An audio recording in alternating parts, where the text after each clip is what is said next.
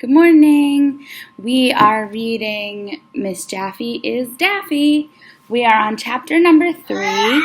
We just found out that Miss Jaffe is in charge, and we think we heard some foreshadowing when he says, what could possibly go wrong? We think that something might go wrong, right? We have a snaky feeling.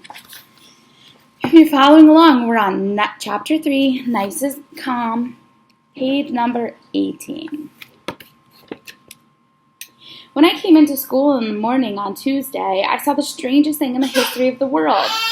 4 grown-ups sitting in a chair playing violins. And they were all dressed up in black suits and dresses. Mrs. Jaffe was watching them. What's going on? I asked. Mr. Klutz told me he wants everything to be nice and calm while he's away, said Mrs. Jaffe. So I hired a string quartet. Studies show that children can relax and learn better when they listen to soothing music. I think we would learn better if we ate lots of ice cream and cookies and cake and candy, I said. Said Mrs. Jaffe. Grown-ups always say, when they're thinking, but nobody even really knows why. That's when little Miss Brown-Noser waltzed into the hallway. Oh, I just love classical music, Andrea announced, as if anybody had even asked her. That's Violin Concerto No. 5 by Mozart. I learned about it in my music appreciation class that I take after school. Andrea takes classes for everything after school. If they gave a class for picking lint out of your belly button, Andrea would take that class too so she could get better at it. Why can't a truck full of violins fall on her head? The hall was filling up with kids and teachers listening to boring music. Man, that's the fattest violin in the history of the world, I said. That lady can't even hold it up. It's a cello, dumbhead, Andrea said, rolling her eyes. Oh, snap, said Ryan. Well, it looks like a violin that needs to go on a diet, if you ask me, I said. Everybody clapped after the boring song was over, and then the musicians started playing some other boring song.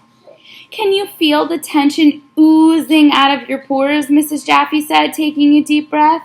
I learned in graduate school that listening to classical music increases the flow of blood to your brain. Oh, disgusting, I said. I don't want any blood flowing to my brain. Arlo, Andrea said, if blood didn't flow to your brain, you would die. I was going to say something mean to Andrea, but then I realized that Mrs. Jaffe had just said the most amazing thing in the history of the world. Wait a minute, I said to her. Did you just say you went to graduate school? You betcha, she said. After I finished college, I went to graduate school so I could learn some more. I slapped my forehead. Was she out of her mind? Why would anyone want to go to school after they graduated from school? What's Mrs. Jaffe's problem? After I graduate, I told her, I'm not going anywhere near a school. Well, I spent 4 years in graduate school studying how children learn, Mrs. Jaffe told me. I'm looking forward to trying some of those new and exciting ideas right here at elementary school this week. We're going to think outside the box. Huh? Why would anyone want to be in a box to begin with? If I was in a box, I know what I would be thinking about. How to get out of that dumb box. Mrs. Jaffe was weird. If she was really a learning expert,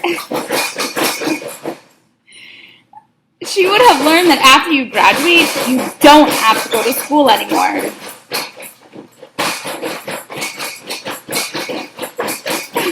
Look at Benny.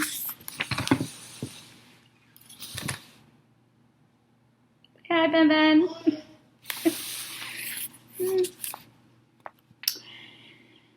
The music is so beautiful, Andrea said. Don't you think so, Arlo?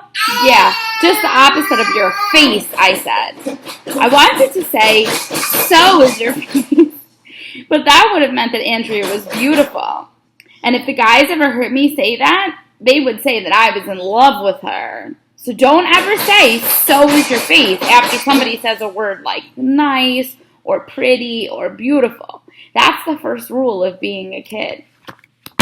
Have a great weekend. I'll see you on Monday.